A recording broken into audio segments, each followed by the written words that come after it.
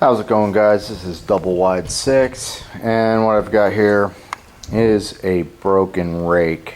So we're going to take you through this repair. So if we take a look at this handle, the bottom of the handle, you can see it's pretty well deteriorated. So this is actually going to need to get cut off about right here. Okay, so the first thing I'm going to do is I'm going to take my micrometer and I'm going to set it to the final width that we need for our rake handle. So that way, once I cut this off here and I taper this edge, I'll know how far to taper it in for it to be the correct setting. Next thing I'm going to do is take a look at the wear mark here and determine about from the end of the rake up to the top of where the ferrule was, how long that is. It's about 3.5 inches. So right here is where the old ferrule was, and that's basically where I'm going to need to cut it off because that's the part that's damaged. And I want to go up 3.5 inches. So right at about 7 inches, right there is how high I want to taper it so that my ferrule will fit back on like that. So I've elected to use my bandsaw to make this cut. I prefer the bandsaw for this cut rather than a compound miter saw because the rake handle, which is round, will be less likely to spin. So I'm going to turn on the saw and just try and cut as straight as I can.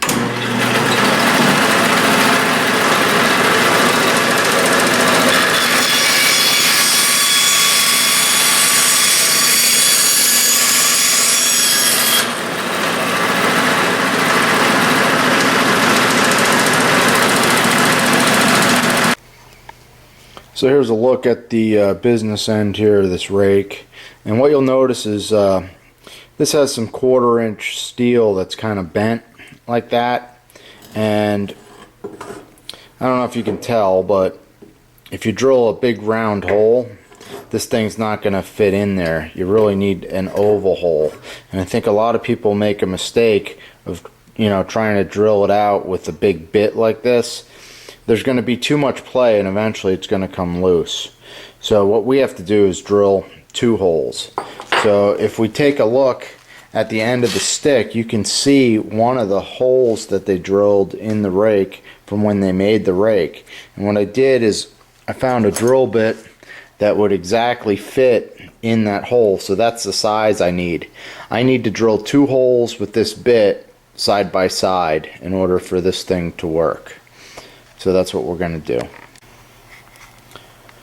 Because the original hole that I just fit my drill bit in from the manufacturer was kind of off center on this thing, what I've done is I've elected to recut a little bit more off the end of this handle, and I'm going to make some marks here. I kind of drew on where I want to drill out, so I need 2 holes within that square. And what I'm going to do is I'm going to take a punch and drill it out. Alright, so now that I know where I want to drill, what I'm going to do is I'm just going to take a punch and I'm going to mark where my bit is going to start. So I have my punch right where I want it, and I'm just putting a little divot here so that when I get my drill bit started, it won't slip. So now we have 2 center hole locations. I'm going to start out with about an 1/8 inch pilot bit, and we're just going to try and get some guide holes here. So I'm trying to hold the drill as straight as I can and going straight in.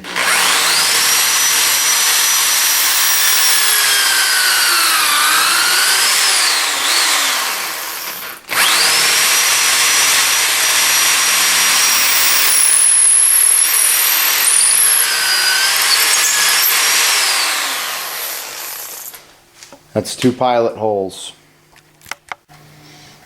There's a look at the pilot holes completed. Now we're going to move up to the bigger bit to finish out our holes.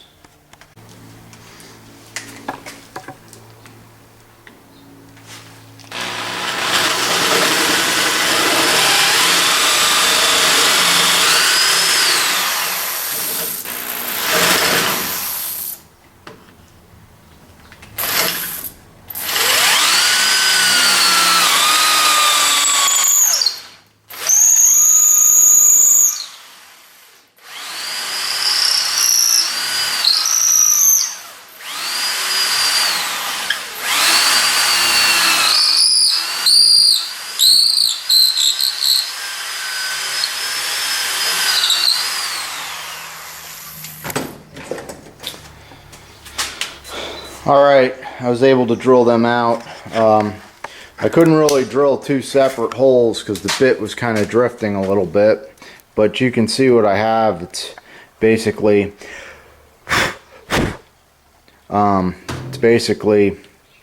pretty nice hole, and it's actually tapered so that this part is wider and it gets narrower as it goes in, so that should help hold it a little bit. So that's how you drill out the inside. Alright, so after drilling out the holes, I noticed that the rake head didn't quite fit in the hole. It was a little bit narrower down in here than I needed it to be. So what I've been doing here is working with a burring bit, which basically looks like this. And I've put it down inside here, and I'm trying to work on an angle just to ream out.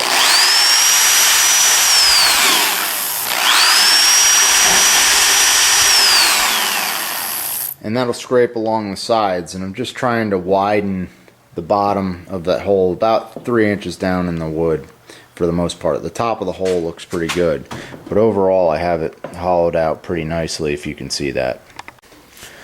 The next step, what we're going to be doing is we're going to be tapering down the end of the stick. As you can see, I have the line for how far up I need to go, and I'm going to be using a grinding wheel. It'd be nice to use a belt sander, but this will work, and it's fairly simple setup for me. So I'm just going to start bringing it down.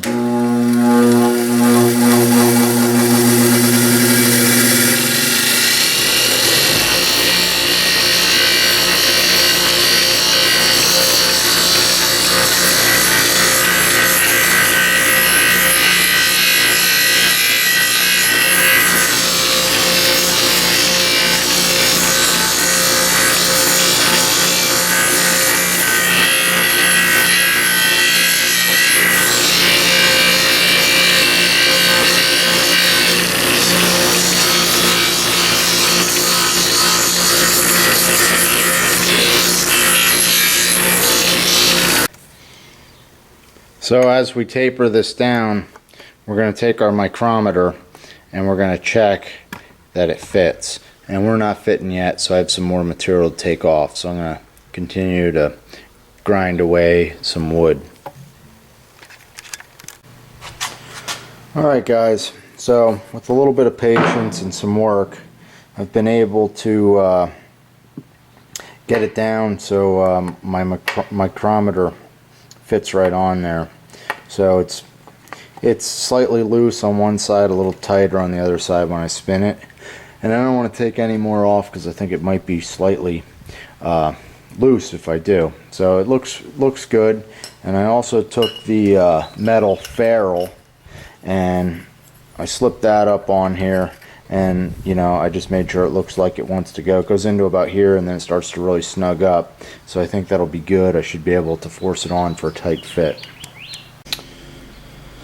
Alright, so we're going to add some 60-second epoxy here.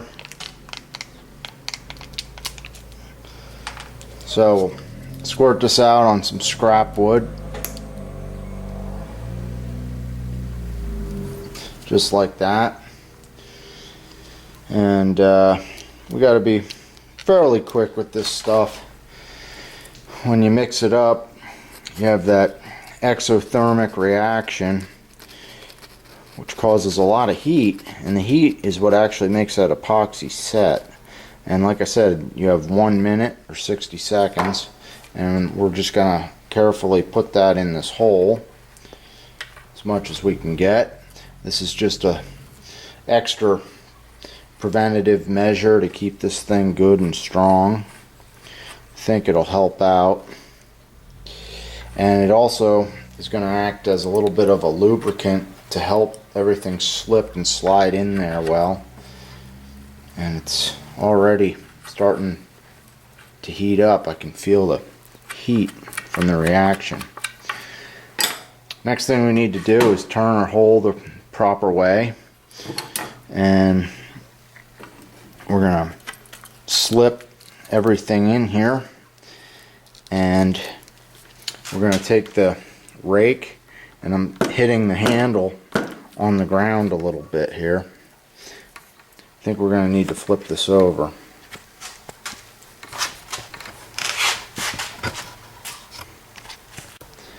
So here we go, we got it.